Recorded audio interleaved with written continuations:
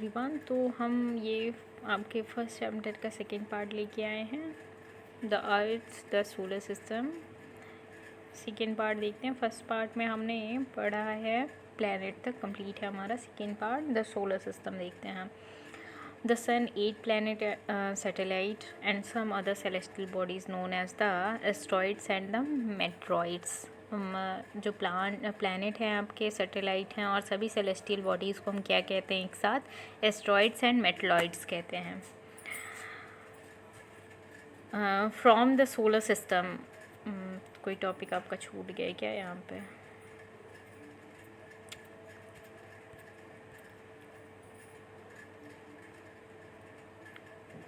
From the solar system जितनी भी हैं उन सबको मेटेरॉइड्स एंड एस्ट्रॉइड्स कहते हैं। We often call it the solar family with the sun and its head. और उनके सन और हेड को मिलाकर हम एक इसे सोलर फैमिली कहते हैं। ओके, सो ये आपका द सन कंप्लीट हुआ। तो solar system topic, solar system देख लीजिए आप यहाँ पे। सोलर सिस्टम में सारे प्लैनेट्स हैं आपके और मेटेरॉइड्स, एस्ट्रॉइड्स सब कुछ दिख जाएंगे आपको, ठीक है। फिर उसके बाद देखते हैं the sun. The sun is in the centre of the solar system. Sun जो है सोलर सिस्टम के सेंटर में है, मीन्स हेड है वो। It is a huge and the made of the extremely hot gases. और वो बहुत विशाल है, बना हुआ है इससे हॉट गैसेस से।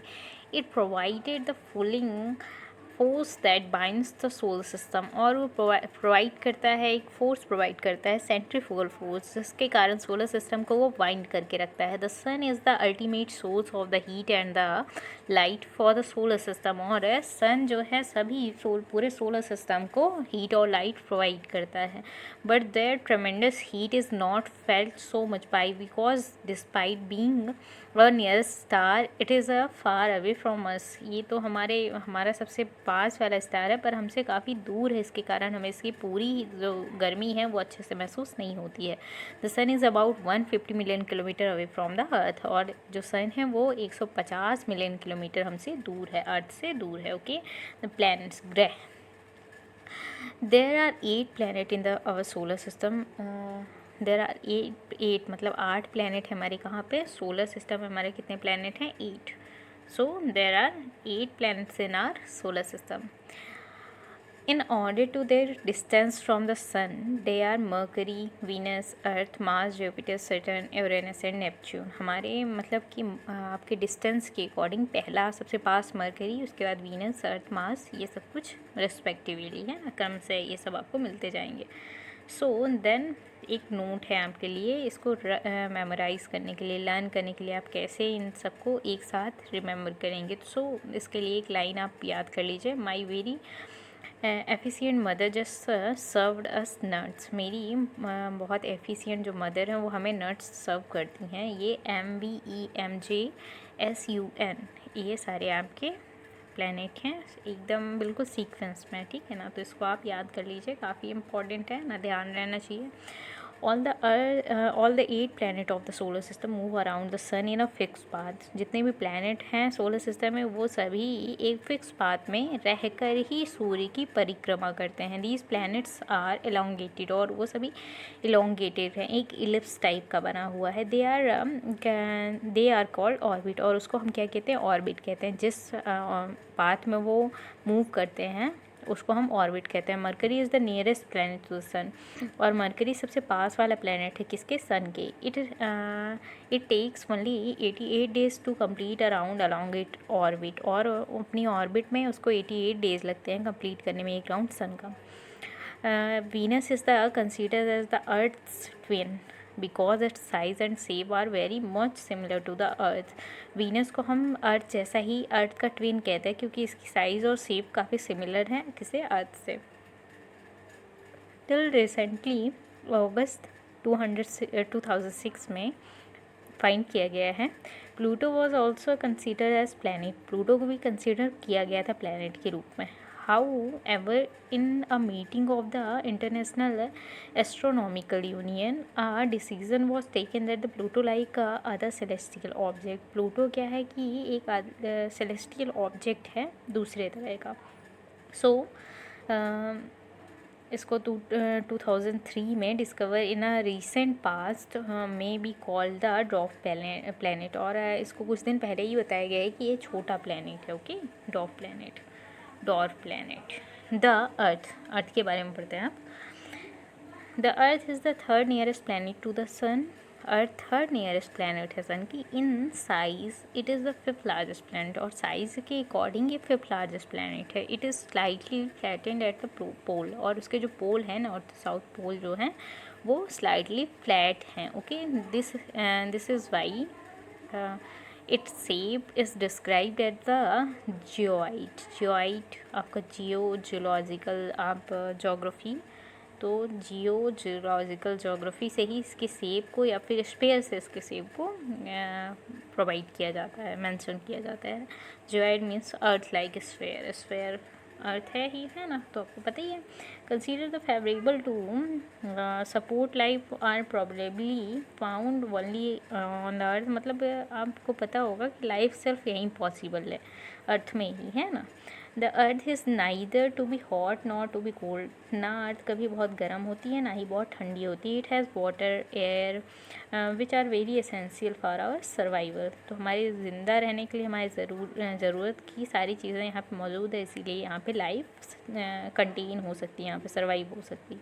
वाटर और एयर यहीं पे प्रेजेंट है। The air has life supporting gas like oxygen, और एयर में क्या है, लाइफ सपोर्टिंग गैस है जिसको हम ऑक्सीजन कहते हैं, जो हमें सांस लेने में हेल्प करती है। बिकॉज दीज रीजन्स, इन्हीं कारणों के वजह से the earth is an unique planet in our solar system, तो अर्थ को एक यूनिक प्लानट कहा गया है हमारे सोलर सिस्टम का। From the outer space the earth appears blue because it 2/3 parts surface is covered by water. बाहर से हम देखेंगे तो अर्थ क्या है, ब्लू दिखती है हमें, क्यों? क्योंकि इसका जो 2/3 पार्ट है वो वाटर से कवर्ड है।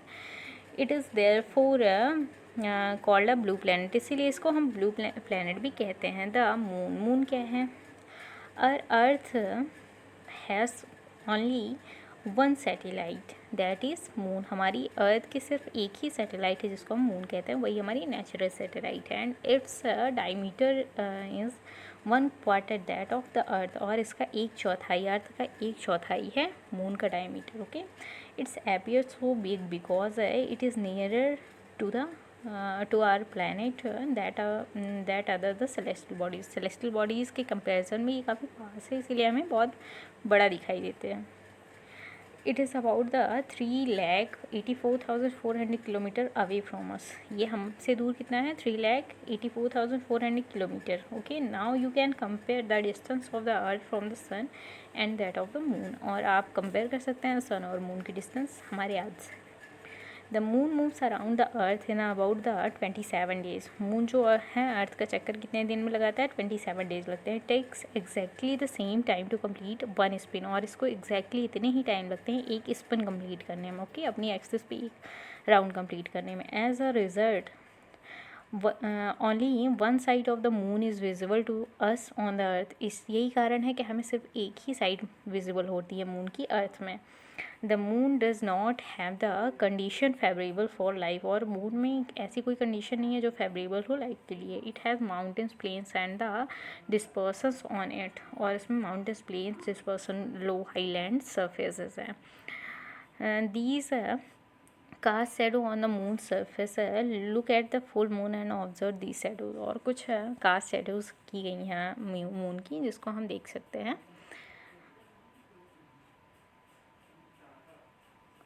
एस्ट्रॉइड्स एंड मेटलॉइड्स, तो एस्ट्रॉइड्स और मेटलॉइड आपका लास्ट टॉपिक बचा हुआ है, देखते हैं इसको। Asteroids are part of the star, planet, sun, satellite. There are numerous tiny bodies which also move around the sun. देखिए जैसे स्टार है, प्लेनेट है, सैटेलाइट है, ये बहुत सारी ऐसी बॉडीज़ हैं छोटी छोटी जो सन के अराउंड मूव करती हैं, इनको हम एस्ट्रॉइड्स कहते हैं। And they found between the orbit of the Mars and the Jupiter, ये मार्स और जुपिटर के ऑर्बिट के बीच में मिलती हैं हमें। Scientist are of the view that the asteroids are the part of the planet which exploded many years back, बहुत दिन पहले जब कोई planet है विस्फोट हो गया था, उसके कारण ये asteroids बने थे। Okay, the meteoroids, the small piece of the rock which move around the sun is called the meteoroids. Meteoroids वो हैं जो small piece of rock होती हैं और मूव के सन के चारों ओर मूव करती हैं, उसको हम मेटलॉइड्स कहते हैं। Sometimes these meteoroids come near to the earth and tend to drop upon it. कभी कभी ये बहुत पास आ जाती हैं अर्थ के और इसमें गिर जाती हैं। During this process due to the friction with the air they get heated up and burn. और कभी कभी ये फ्रिक्शन ऑफ एयर के कारण, एयर के फ्रिक्शन के कारण हीट हो जाती हैं और बर्न करने लगती हैं। It causes the flash of light, और इससे फ्लैश ऑफ लाइट होती है, लाइट की फ्लैश निकलती है वहाँ। Sometimes a Metroid without being completely burned fall on the earth and creates a hollow। कभी कभी इससे एक गड्ढा भी, कभी कभी एक इसका पत्थर अर्थ में गिर जाता है जिससे एक गड्ढा हो जाता है। डू यू सी वाइटिश वोड बैंड? कभी कभी आपने वाइटिश वोड बैंड देखा है क्या? Like a white glowing path across the sky on the clear स्टेरी night. कभी कभी आपने देखा होगा कि एकदम साफ स्काई में एक वाइट कलर का पाथ बन जाता है। It is a cluster of the millions of star, ये बहुत सारे स्टारों का झुंड है। It is a band of the milky way Galaxy, और इसी तरह का एक मिल्की वे गैलेक्सी होता है जिसका बैंड है ये। Are solar system is a part of this galaxy, हमारा सोलर सिस्टम इसका एक पार्ट है। In ancient time it was imagine to be a river of the light flowing in the sky. एक रिवर है light की जहाँ पे जो स्काई में फ्लो हो रही है। This was named as the Akash Ganga, जिसको हम आकाश गंगा कहते हैं। A galaxy has the huge system of the billions star and the cloud of the dust and gases. और एक गैलेक्सी क्या है? बहुत विशाल एक सिस्टम है स्टार का, क्लाउड का और डस्ट का और गैसेस का। These are millions of the such galaxies that makes the universe. और इससे बहुत सारी गैलेक्सीज मिल के एक यूनिवर्स बनाती हैं। It is difficult to imagine how big the universe is, और ये बहुत डिफ़िकल्ट है कि हम इमेजिन कर पाएँ कि यूनिवर्स कितना बड़ा है। The scientist are still trying to find out more and more about it. और साइंटिस्ट अभी भी कोशिश कर रहे हैं इसके बारे में ज़्यादा से ज़्यादा जानकारी निकालने के लिए। We are not certain about the size but we know that all of us, you and I, belong to this universe. लेकिन मैं इतना जानती हूँ कि हम सभी इसी यूनिवर्स से बिलोंग करते हैं। तो इस तरह से आपका ये चैप्टर कंप्लीट हुआ। आई होप आपको चैप्टर ये समझ में आया होगा, अच्छा लगा होगा। और उसके बाद नेक्स्ट वीडियो में हम आपको इसके क्वेश्चन आंसर्स बता देंगे और क्वेश्चन आंसर्स भी आप सभी नोट डाउन कर लेंगे। सो आपको ये चैप्टर अच्छा लगा हो तो प्लीज़ हमारे चैनल को लाइक और सब्सक्राइब करना ना भूलें, जिससे आपको नेक्स्ट चैप्टर टाइमली मिलते रहें। Thank you.